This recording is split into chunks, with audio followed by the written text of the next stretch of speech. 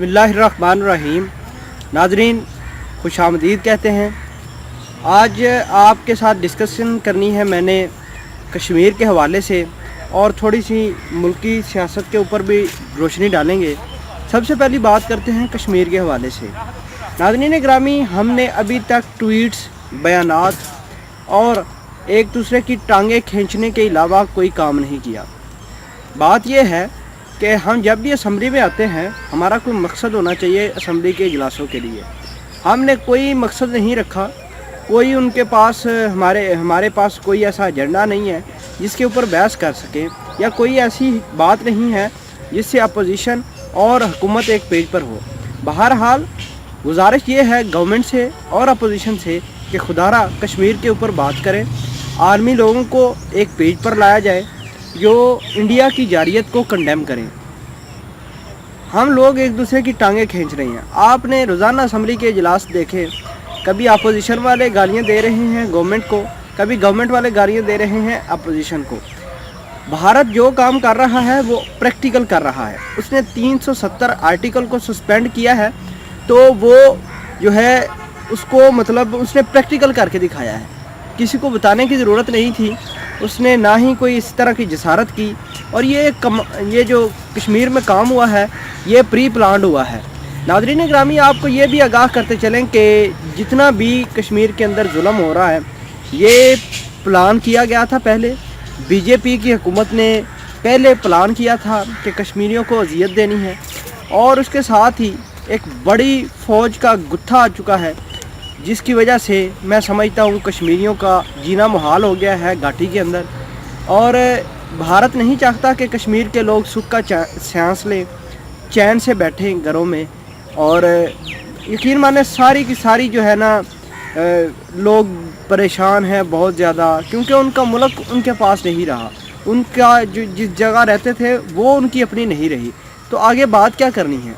अब कोई भी बाहर से आकर उनको अजियत दे सकता है, पहले भी देते रहे हैं, ये नहीं कि कोई आज की बात है, पहले भी अजियतें देते रहे हैं उनको, लेकिन हमने कुछ नहीं किया उनके लिए अभी तक।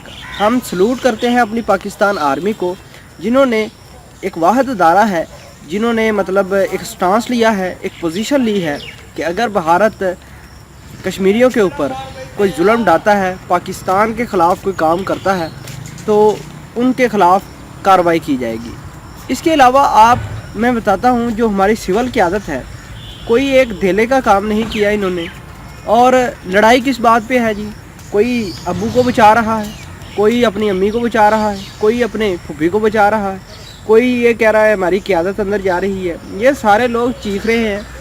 तो कश्मीर की चीखों पुकार अगर हमने नहीं सुननी, हमारे असम्बली रिप्रेजेंटेटिव ने नहीं सुननी, तो क्या बाहर से लोग आएंगे? हम एक दूसरे को गालियां देते हुए जा रहे हैं, लेकिन हमने किसी काम का कोई काम हमने डेवलपमेंट नहीं, इस हवाले से मेजर डेवलपमेंट नहीं की।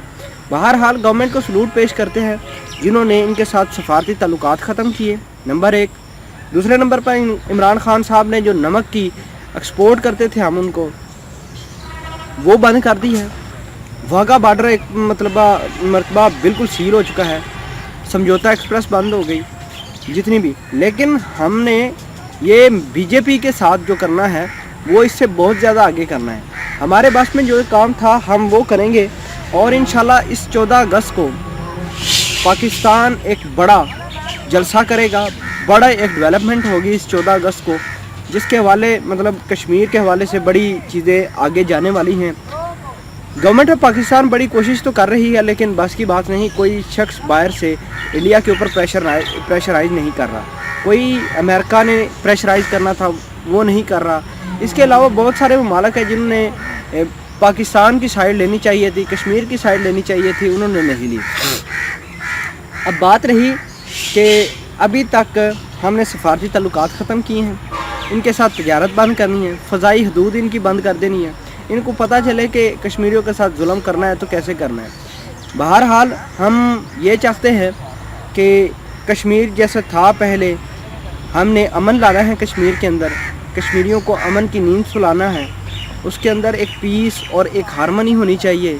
उनके बच्चे भी पढ़ें बाहर, उनके बच्चे भी सीखें, उनके बच्चे भी लोगों के सामने आकर बता सकें تو یہ تمام تر چیزیں ہیں جو ہم نے کشمیر کے حوالے سے کرنی ہے. ہماری اپوزیشن نے بڑا کام خراب کیا، کسی اس کے ایجنڈے کے اوپر بات چیت نہیں ہوئی. جی ناظرین.